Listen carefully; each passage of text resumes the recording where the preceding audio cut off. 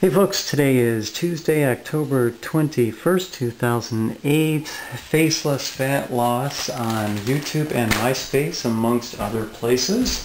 I wanted to address an email I got regarding hemp. I did cover hemp in another video before, but I wanted to cover it again briefly because someone asked me about it. And, you know, the jury's still out on it, but overall I tend to really like the idea a great deal. I do consume hemp a couple times a week myself. It's a great plant-based source of protein, and whenever I can get additional protein in my diet, I'm all for it, especially from a non-meat source. I was a vegetarian for a very long time, up until about 3 years ago. Now I do eat meat selectively. So anytime I can get any other form of protein, I'm all for it, and I'm very much against soy.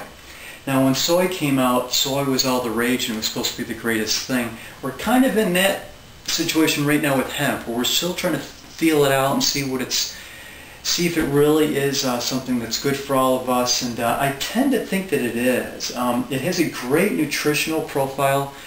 Spectrum. One of the things I really like about it a lot, especially for what we're trying to do with losing weight and fat, is it is really rich in magnesium.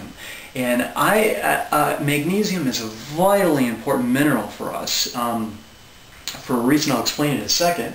I've researched a lot of magnesium supplements out there, and for the most part, I'm very unhappy with them. They're just too many different varieties of magnesium out there that I think the body just does not work well with and doesn't recognize well and aren't as bioavailable. So if you can get it in a plant-based source, you're ahead of the game.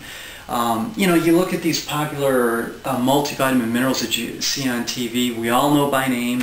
There's been studies done where people take these pills, these pellet-looking pill things, in one and out the other. The next day in the toilet, there's the dang pill.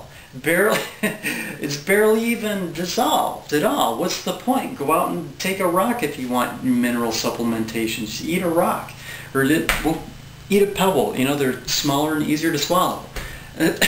What's the difference? I mean, my gosh, there's no point in taking these synthetic vitamins. It's such a waste of money.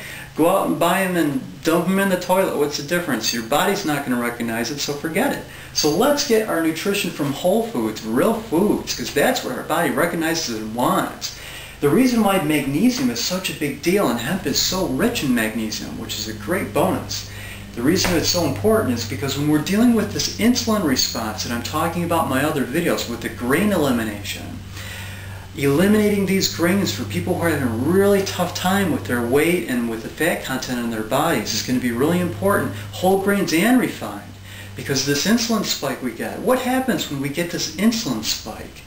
We're also getting elevated serotonin levels. Now this is a little bit off the topic, but what does an elevated serotonin level give us? It gives us a feeling of well-being. Do we want to be eating and associating it with a feeling of well-being, especially when we may be eating due to emotional issues and whatnot? That's another thing I'm going to cover in my book, the emotional issues, and I'll give you tools to help you deal with and manage all that. I have a very large multifaceted approach to this weight loss, fat loss, so that it will assist as many people as possible. Now back to the insulin levels rising. When the insulin levels rise, the body is automatically triggering off other chemical responses that causes a magnesium dump, peeing out much needed magnesium. Magnesium is one of the most important minerals that we have to deal with. I'm sorry to go off on just another brief tangent here, but we have such a tiny concentration of minerals in our body, and yet those tiny amount of minerals take care of 95% plus of all the rest of our bodily processes, so they're absolutely vital. Where else can you get some of these trace minerals? Himalayan sea salt is a favorite of mine.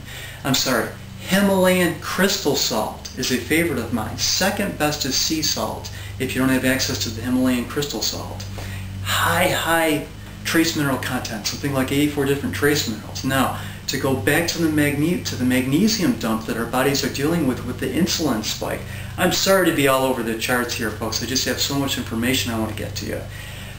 We can use hemp, hopefully, as an intermediate nutritional and protein source while we're getting off the grains for a couple months to eliminate that addiction that we have. we can compensate bringing more magnesium back into our bodies naturally through the hemp product itself, as well as finding a great protein source through it as well. So I like the idea for now, and I'm consuming it myself in very moderately, not a lot.